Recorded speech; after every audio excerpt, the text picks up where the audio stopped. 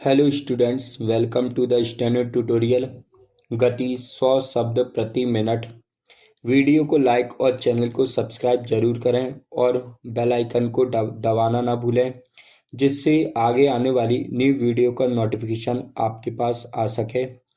Dictation 5 second से start होगा। Yes, start.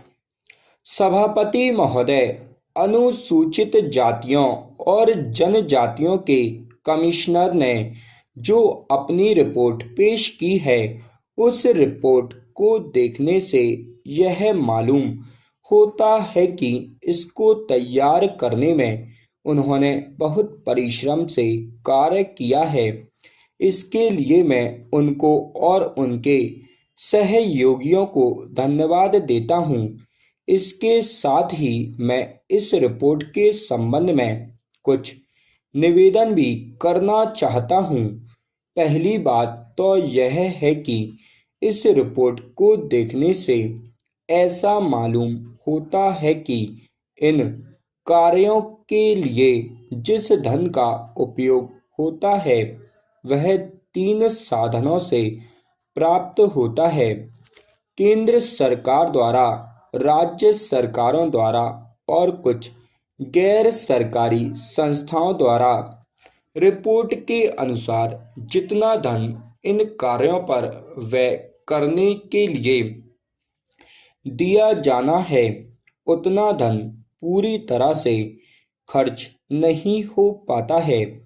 मैं यह नहीं कह सकता कि आवश्यकता से अधिक धन दिया जाता है या कार्यकर्ताओं को वह धन प्राप्त नहीं होता जिसकी वजह से वह बिना खर्च हुए बच जाता है।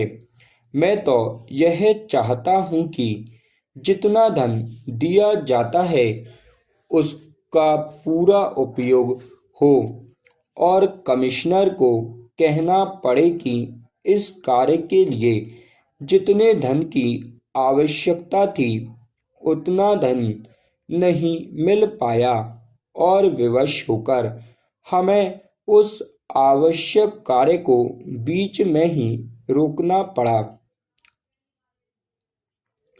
जहां तक राज्य सरकारों का संबंध है, बहुत सी राज्य सरकारें अभी तक इस कार्य में ध्यान से काम नहीं कर रही हैं, बल्कि इस कार्य को उपेक्षा की दृष्टि से देखती हैं। कमिश्नर ने इस बात की शिकायत की है कि बहुत सी राज्य सरकारों ने अनेकों पत्र भेजने के बाद भी अभी तक अपनी रिपोर्ट नहीं भेजी है। मैं चाहता हूं कि सरकार इस तरफ ध्यान दे। राज्य सरकारों पर दबाव डाला जाए कि वे इस जिम्मेदारी के प्रति सजग हों और कमिश्नर को इस कार्य में पूरा सहयोग दें। जहां तक गैर सरकारी संस्थाओं का संबंध है, कमिश्नर महोदय ने अपनी रिपोर्ट में इस प्रकार का संकेत दिया है कि केवल कानून या सजा के द्वारा ही इस समस्या का समाधान नहीं हो सकता है। इसके लिए अत्यंत आवश्यक है कि सामाजिक वातावरण भी तैयार किया जाए। सौभाग्य से मैं एक ऐसे संगठन को जानता हूँ जिसने स्वाधीन भारत से पूर्व अंग्रेजी राज्य के समय में इस कार्य को अपने हाथों में लिया था। इस सदन के माननीय सदस्य जानते हैं कि हमारे देश में आज़ादी के समय से पूर्व आर्य समाज की इस कार्य को कर रहा है।